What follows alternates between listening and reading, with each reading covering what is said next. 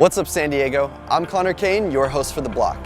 Our show delivers stories on business, entertainment, art, technology, and sports that make San Diego special. Today on The Block, we'll introduce you to a neighborhood restaurant who has made a huge impact on the downtown community, as well as a radio personality whose career has taken him to places he never thought possible. We'll also introduce you to Project Runway winner Nell Tipton, as well as an organic food crafter who has taken his coffee and treats to the next level. So sit back, relax, and enjoy the show.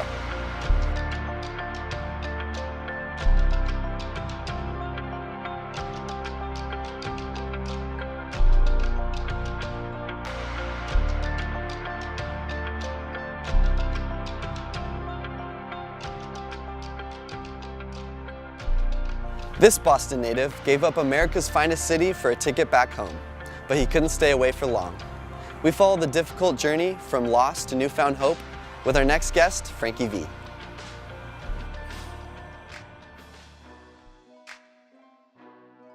I'm Frankie V. I'm actually the afternoon personality, assistant program director, and music director at JcPenny 95.7, a new station here in San Diego. So I grew up in a town called Framingham, Massachusetts, which is like 15 miles west of Boston. We always say on the West Coast we're from Boston because nobody knows where Framingham is, but it's 15 miles west of Boston. So growing up in Framingham, I'm so family oriented, and I was lucky to have two amazing parents. My dad, who, rest in peace, passed away a year and a half ago, and my mom, who's amazing. And then I have an older sister, Mary Ellen, who's actually a cop in Florida now, and then a younger brother named Mikey, who would see me doing this radio thing. And little Mikey is now Mikey V, part of the whole radio family as well, doing radio back in Boston. And when I was graduating high school, I was like, what do I want to do with my life? And all of a sudden it was like TV and radio and all that seemed super interesting.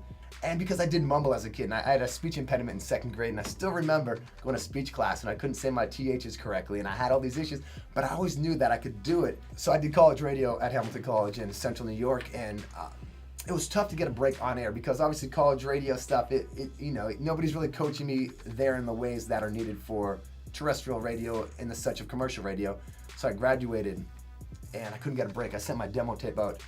I counted it one day. It was over 100 stations that I sent a demo tape out to from my college radio, and I heard back from two, and it was just a simple thank you but no thank you letter. And I got frustrated, and I was like, well, maybe I'm not good enough. Maybe this dream's not gonna happen.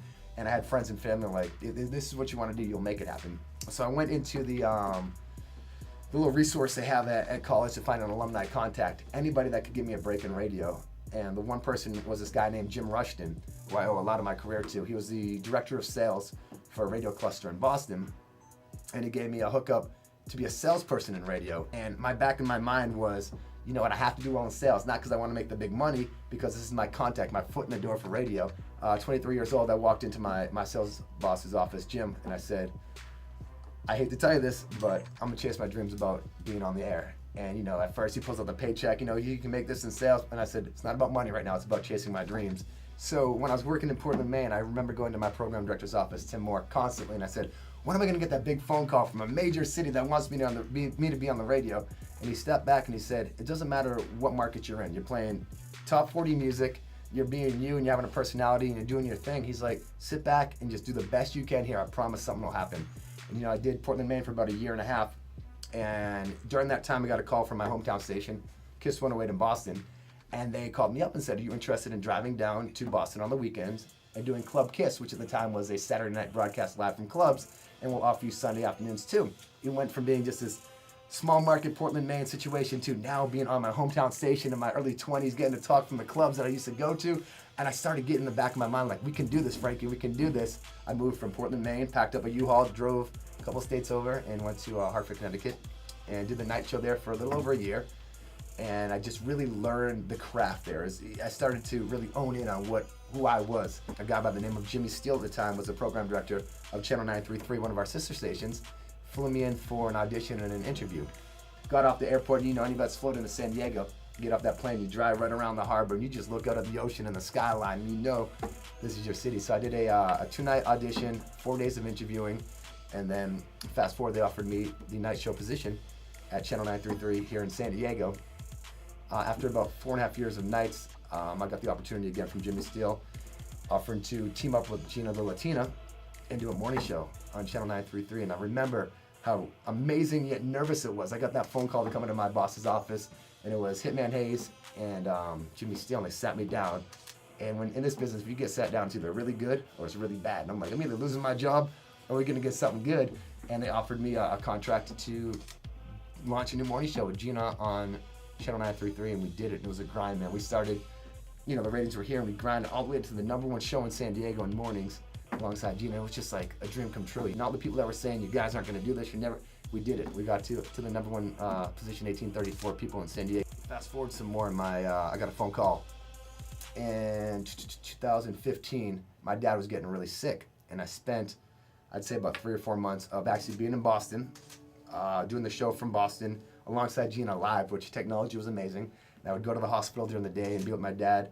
In the mornings I'd be doing the morning show, and he started to get stronger and better, and the nurses said it's okay to fly back to San Diego and resume what you've been doing up there. So I flew back to San Diego in July of 2015. July 4th weekend was the last that I was back in Boston. A week later, I got a phone call from the nurses and my mom that my dad didn't make it. He had passed away. And I was a mess because as a kid, you grow up, and it's like when something goes wrong in life, it's like your dad's, he's gonna be there for you. It's always gonna be your parents, and he was no longer there. And it was tough. I got that phone call, I remember, at 2:30 in the morning. Jumped on the first flight, flew back to Boston, took a deep breath, and while I was in Boston, I had this feeling of, this is where I need to be. And it was the craziest thing, and I would say it's my dad looking down above, but a week later, we buried him. And 2 days after the burial, I believe that was a Wednesday, that Friday, I got a phone call from JcPenny 94.5 in Boston, my hometown station that I grew up listening to, and they offered me the morning show host position to move back to Boston and get to host the morning show, not only in the city that I grew up in, but in the city that my family was in that needed me at that point in time. And it was the toughest thing to leave what I had going on at Channel 933, doing a morning show that was a top-tier morning show with Gina, who's like a sister to me, a family member to me. But I knew deep down I had to get back to Boston on a station that I had dreamed about someday working on. And it was amazing to help build Mom back up. And I actually lived with her for 5 months before I got my own place to make sure we were both all right, because I needed it, she needed it.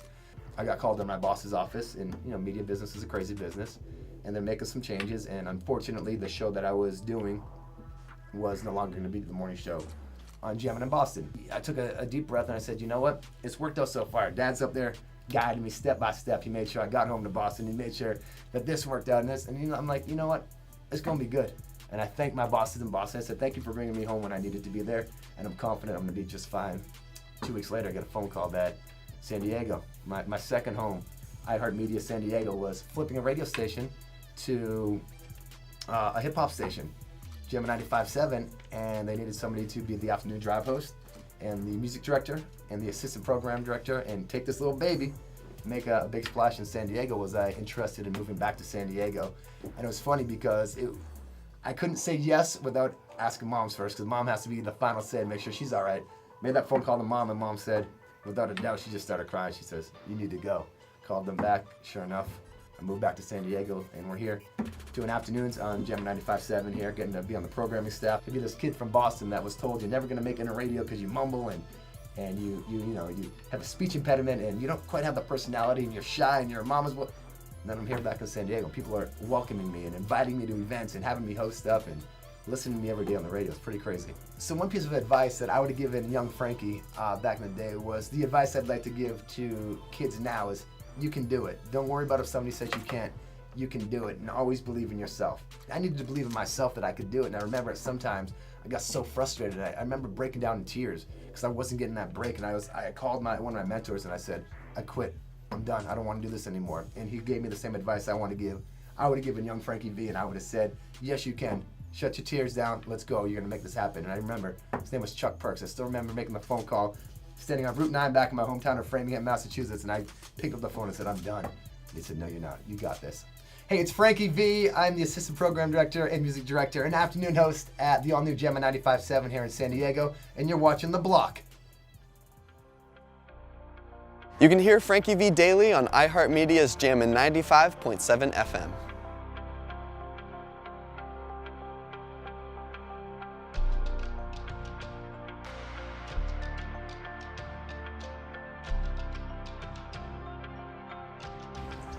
Quality is the #1 attribute of our next guest.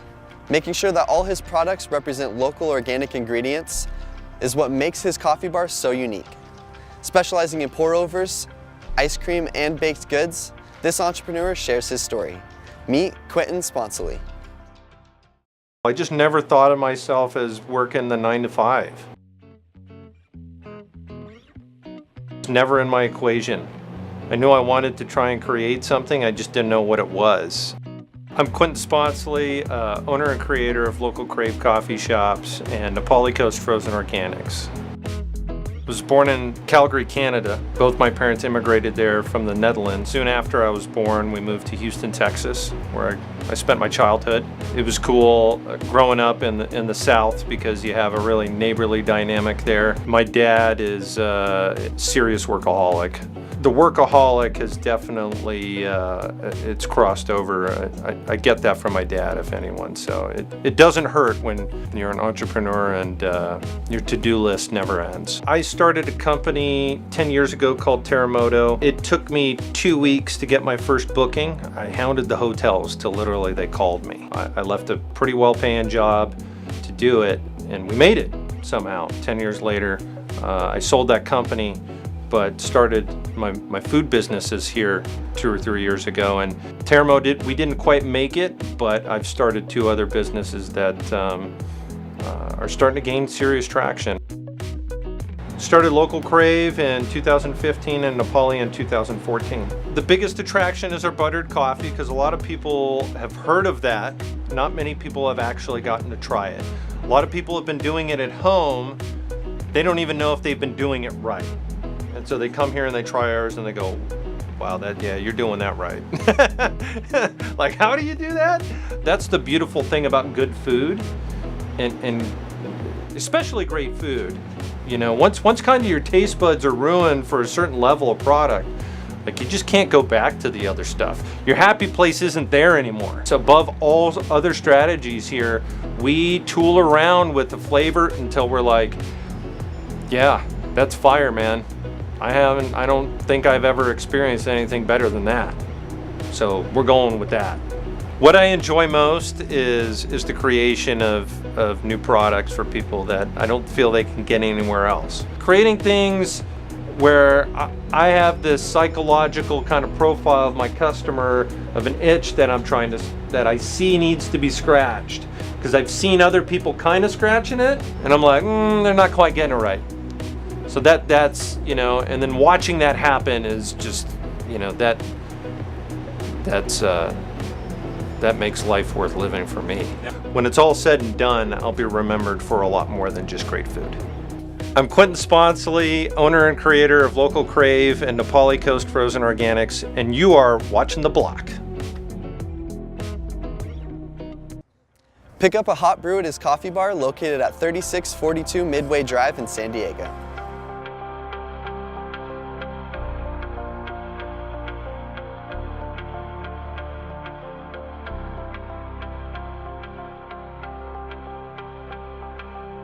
Coming to America and building a life for herself was her only option. Her restaurant is among the best in the city. The family atmosphere is second to none. Letting no obstacle get in the way of her dreams, meet Mary Pappas.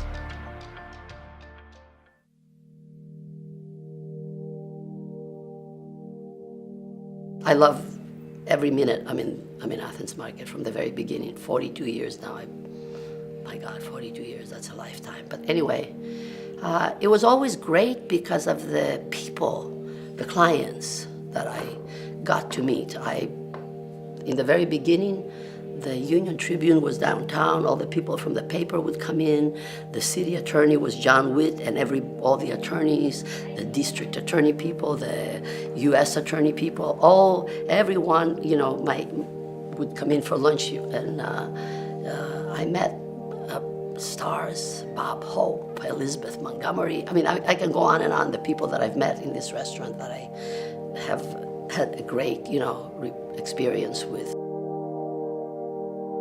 Hi, I'm Mary Pappas. I'm the owner of Athens Market for the last 42 years. Born and raised in a town called Levidi, which is in the center of the Peloponnese, up in the mountains, by a ski resort, and it looks more like Switzerland than Greek or the Greek islands that everybody has in their mind what Greece is all about. And At that time, I was born in 1946, so it was right after the war. We didn't have running water nor electricity, but we were happy. We had a big fireplace in our house in the wintertime, and we ran out in the snow, barefoot, I remember, and there were 5 sisters. My father had 5 daughters, no sons, even though he wanted a son. And I was the second one, and he always called me the son he never had. So I grew up as a baby in the restaurant business. It's kind of in my blood. And when I was going to school, always I worked as a waitress. When I was at San Diego State, I worked at a Chinese restaurant in La Mesa every night. Went to school during the day. I was a Greek in a Chinese restaurant, waiting tables. And I always, worked in a restaurant all my life, part-time or full-time. The history of the Athens Market is very amazing. It started in 1934. A Greek man, Uncle Tom, everybody called him, opened up a market, Athens Market, that had Greek products, vegetables, and it was between 4th and 5th on East Street. And then he gave it to his nephew, and then nephew sold it to a young man who was a very good-looking Greek man who had an affair with the wife of an older man. And the old man told him that if he didn't stop messing around with his wife, he'd blow his brains off. And one day he caught him and did that. So my aunt ended up buying the Athens Market that this young man had. And in 1964, she bought it. In 1974, her son was a captain on the Midway, which was stationed in Yokosuka, Yokohama, Japan. And he had promised her to bring her there to stay for a year. And she put the restaurant up for sale and tried to sell it for the longest time. Nothing. Her partner really didn't want to sell. And I came to the Athens Market from Western States Law School after class one day, and she was crying because she would have to cancel her trip. She could not go to Japan. 6 months before, I went to the Greek festival. That's Greek church here, and they were raffling off a car. $50 per ticket. I didn't have $50 to buy a raffle ticket. Even today, $50 for a raffle ticket would be a lot. And at the end of the night, the guy came on the stage and says, "We only have very few tickets. Come on, come and buy your ticket. Your chances are great." And we were dancing after that. I couldn't hear the dancing music, nothing. All I could hear is buy a ticket, buy a ticket. I bought the ticket. I won the car, but I didn't take the car. I took the money. So I had enough money when I went to visit my aunt that day after law school to use that money to buy the Athens Market with. It's crazy, but it's true. Athens Market, all the people that come in come back again. I hardly ever advertised. I did never, all throughout the years. The only kind of advertising is word of mouth, and people that come in come again and again. All the Greek items like moussaka and pasticcio and dolmades. Dolmades are the grape leaves. Pasticcio is a type of a lasagna, but very fluffy and light, not as heavy as the lasagna. Moussaka is layers of eggplant and zucchini and a bechamel sauce, baked like a casserole. We have shish kebabs, the skewers with the beef, which we use New York steak to make it with, which is very tender. Our chicken kebabs are made with, morsels of breast of chicken. We have the pork kebabs. We have lamb shanks, which is similar to asabuco, and we serve it with a great Greek-style pasta, really good. We have a lot of appetizers, like the spanakopita, the spinach-filled pockets with spinach and cheese. We have excellent hummus, the best hummus anywhere. Everybody wants to know when I'm going to retire, and I tell them when I die. And it's going to continue like this because it's more like a Cheers. If you ask people that come in, they feel like they go. I don't know if you remember the show Cheers. It's not that old, but people come in and everybody know everybody. People talk to each other. They come in and they communicate with people, and it's really a nice feel to see all these people come in. And I've done a lot in my life, and I'm happy and I'm blessed and grateful for what I have done, and I have a beautiful home that I live in. In fact, for Christmas I had 35 people, all my entire family, immediate family, for dinner on Christmas Day there. It's close by, travel, seeing the world and see how other people live, to go to every continent and travel the world. That's probably what I... There's a little girl that grew up in a little village, no electricity, no running water, and I live in one of the most wonderful buildings in San Diego. I'm very blessed. I'm not really lucky. You know what lucky? Ask any loser, they'll tell you I'm lucky. I work my ass off on my life. It's not luck. It's hard work and perseverance, you know that? Luck comes in sometimes. I was lucky to win that raffle ticket, but I listened to my gut. You know? Hello, I am Mary Pappas, owner of Athens Market in downtown San Diego.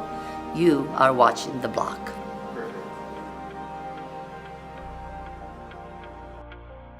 Make sure you make your way downtown to visit Athens Market at 109 West F Street.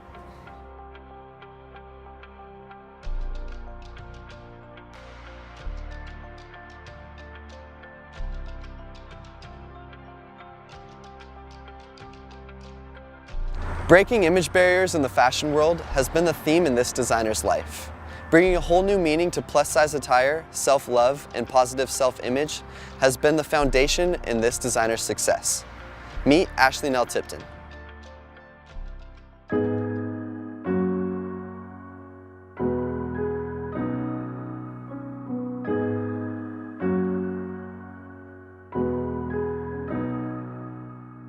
I'm Nell Tipton. I am the CEO and designer of Nell Tipton Designs. I was born in San Diego, grew up in the southeast area. I had a huge Hispanic family. My mother is Mexican and my father is from here. There's always a ton of kids running around, everyone together for the holidays. It was very loving.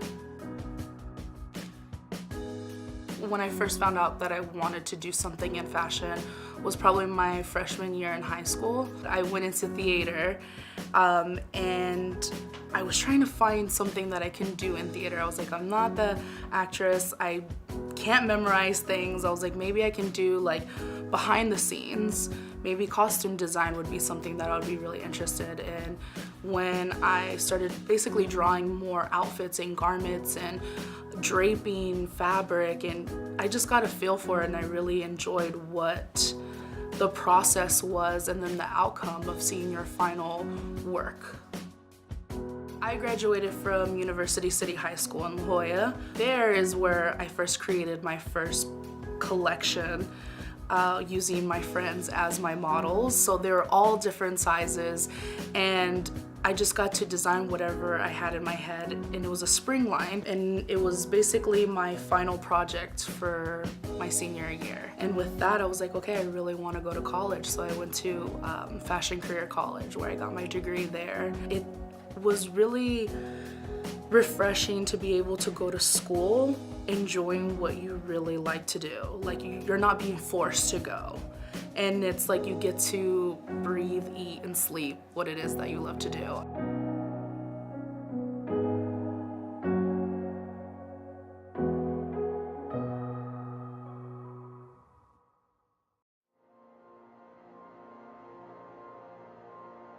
Growing up for me, I don't even know where to begin with this. One of the roughest times that I had growing up is being teased for my size and not being able to find an outlet where I can express myself. I felt very different and I didn't know why.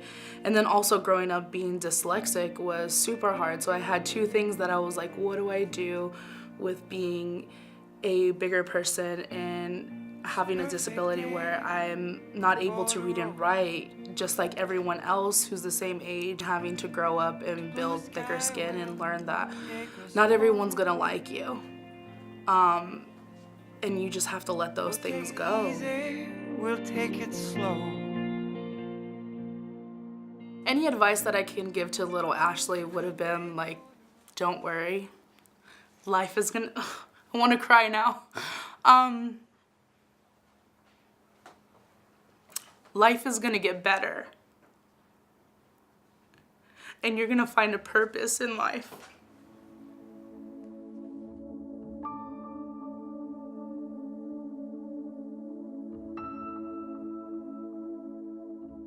So the journey to Project Runway, people had constantly asked me like, how come you haven't applied for that show? Or do you ever see yourself going on that show? And the answer was always no. I never wanted to go on there. I never wanted to get famous because of that show. But it just so happened that my grandmother had passed away, and 2 days after she passed away, I received an email to apply for the show. I didn't want to do it. I was like, no, this isn't for me. Like, the prize seems amazing. You get to win money, a car, and all these other things. And I'm like, that just seems too far away for me to ever achieve. And at the time, I had an intern, which was my cousin helping me out with my business. And she was like, I'll help you apply. And before you know it, I'm going to LA for like a one-on-one interview with the producers. And it was like months and months of auditioning with them. This thing became so much bigger than I first expected it to be.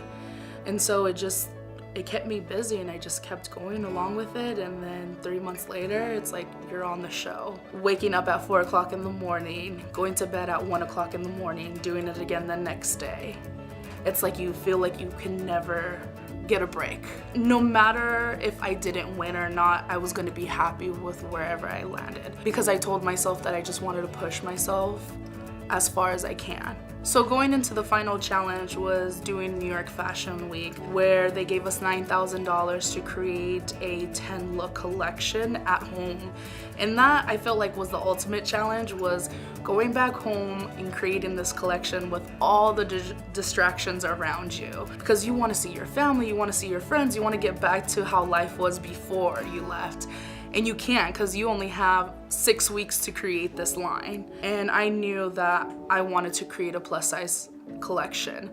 So I knew that there was a lot of pressure on me, because the judges were expecting so much from me. And so I wanted to make sure that I made a huge impact, and that the line that I was creating was also going to be up there with it. I wanted to go against the grain of what people expect plus size women to wear.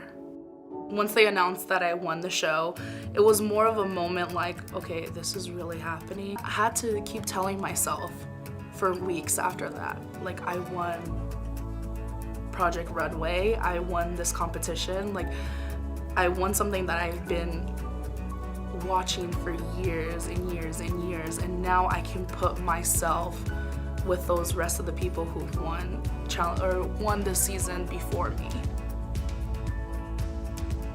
So the first things I did after winning Project Runway was sign a contract with JcPenny's as the brand ambassador for a new clothing section that they're gonna have called Boutique Plus, which is their new plus size women's clothing line. And so they wanted to create a line underneath that with my name and my designs for plus size women, starting from a size 14 all the way to a size 30. My next goal is to be able to embrace people and what they want to do and who they are, letting them know that there's no such thing as being perfect, and to accept who you are and to love yourself and to believe in yourself. People have knocked me down so many times and told me that I will never be able to achieve things, and to be able to look back and like, I did it. I didn't listen to them. That feedback didn't mean anything to me, but it pushed me to keep going, basically.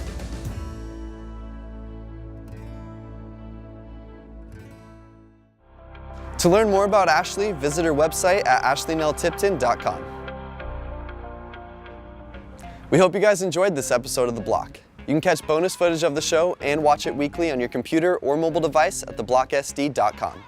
Get a behind-the-scenes look at the show by following us on Facebook, Instagram, and Twitter at TheBlockSD. Stay on the rise, San Diego.